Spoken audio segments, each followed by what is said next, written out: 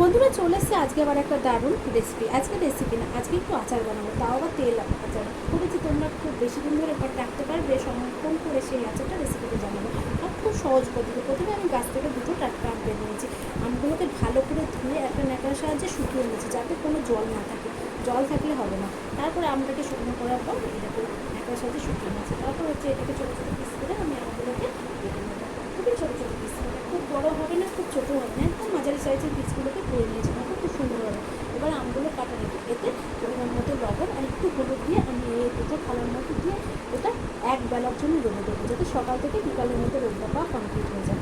তারপর দেখো রোদে দিয়ে রোদে শোকাতে দিয়ে দিয়েছি। দেখো তারপর শুকিয়ে আমি হালকা শুকিয়ে গেছে তখন নিয়ে এসে আমি মশলার জন্য গোটা জিরে, গোটা ধনে, সর্ষে, মৌরি আর একটু জোয়ান আমি ভেজে নিয়েছি। ভাজা মশলাটা রেডি হয়ে গেছে, এটাকে গুঁড়ো করে নেবো।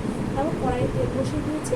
তেলটা আমি একটু কাশ্মীরি লঙ্কার গুঁড়ো দিয়ে গরম করে নিয়েছি। তারপরে ওই আমগুলোর ভেতরে ওই ভাজা মশলা, একটু মেথি আর একটু জোয়ান পেঁয়াজ করে দিয়েছি, আর কিছুটা শুকনো লঙ্কা আর কয়েকটা ছোটো কাঁচা লঙ্কা দিয়ে আমি ভালো করে ওটাকে মাখিয়ে নিয়েছি। তারপর ওই তেলটা ওর ভেতরে ঢেলে দিয়েছি। তেলটা দিলে একটু নাড়াচাড়া করার পর একটু ঠান্ডা হয়ে গেলে আমি শিশিতে স্টোর করে রেখেছি। এটা 2 বছর কিংবা 3 বছরের অবধি থাকবে, এটা কোনো নষ্ট হবে না। আর এই তেল আচারটা রুটি, ভাত, খিচুড়ি যার সাথে খাবে তার সাথে দারুণ লাগবে। তোমরা এইভাবে সহজ পদ্ধতিতে একবার তেল আচার বানিয়ে দেখো, অবশ্যই তোমাদের রেসিপিটা ভালো লাগবে।